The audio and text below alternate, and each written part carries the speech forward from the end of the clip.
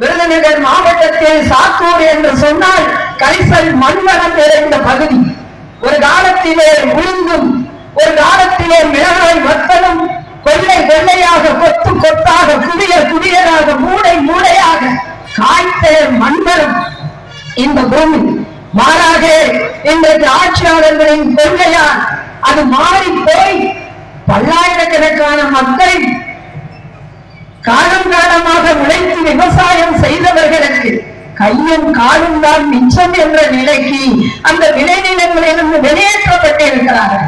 வெளியேற்றப்பட்டவர்கள் கிராமத்திலே வாழ வேண்டும் என்ற சிந்தனை ஊட்டத்தில் பாராளுமன்றத்திலே மார்க்சிஸ்ட் கம்யூனிஸ்ட் கட்சி உள்ளிட்ட மகத்தான இடதுசாரி அமைப்புகள், விவசாய தொழிலாளர் அமைப்பு என்று சொல்லக்கூடிய மகாத்மா காந்தி தேசிய ஊரக வேலைவாய்ப்பு திட்டத்தை கொண்டு வர வேண்டும் என்று குரல் கொடுத்தது மட்டுமல்ல, சட்டமாக்க வேண்டும் என்று ஆணித்தரமாக முன்வைத்து இன்றைக்கு கிராமப்புறங்கள் கொஞ்சம் கொஞ்சமாக உயிர் பிழைத்துக் கொண்டிருக்கிறது என்று சொன்னால் அதற்கு இந்த செங்கோடி பேரியக்கம் முன் படைவரிசையில் நிற்கிறது. அது மட்டுமா, இந்த முக்கராந்தங்கள் மிகப்பெரிய அரசியல் களம் என்ற களம் ஒரு காலத்திலே சுமைப்பணி தொழிலாளிகளாக, மூடை நுட்கும் தொழிலாளியாக மாறிப்போன விவசாய மக்களை பாதுகாப்பதற்காக நீண்ட நெடிய போராட்டத்தை நடத்தி அவர்களின் வாழ்க்கையை உறுதிப்படுத்திய இடம் இந்த முக்கராந்தக்கரை என்று எங்களால் பெருமையோடு சொல்ல முடியும். இன்னும் ஒரு வழியாக எனக்கு முன்னால் பேசிய அருமை தோழர் தேவா அவர்கள் சொன்னது போல நிப்பு தொழில் இன்றைக்கு காணாமல் போய்விட்டது. டின் தயாரிக்கும் தொழில் இன்றைக்கு மறைந்து போயிருக்கிறது. மாறாக என்ன தொழில் உருவாகி இருக்கிறது என்று சொன்னால் சாத்தூர் நகரத்தில் பெரிய தொழில்கள் இல்லை.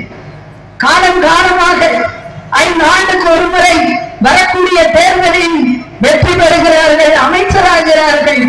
அவர்கள் பை நிறைந்து கொண்டு இருக்கிறது. மறுபக்கமோ தொழிலாளியினுடைய வயிறு வெட்டிய வயிறாக, உணர்ந்து தோள்களாக வறண்டு மாறி போன சோகம். இன்றைக்கு என்ன நிலைமை? தீப்பெட்டியிலே வாழ்க்கையை கழித்துக் கொண்டிருந்தவர்கள் பெற்றோர்களோடு குழந்தைகளும் கட்டை அடுக்கிய காலம் உண்டு. அதெல்லாம் மாறி ஆபத்து என்று தெரிந்தும் கூட வாழ வேண்டும் கண்ணியமாக என்று நம்பி பட்டாசு தொழிலுக்குள்ளே இணைந்திருக்கிறார்கள்.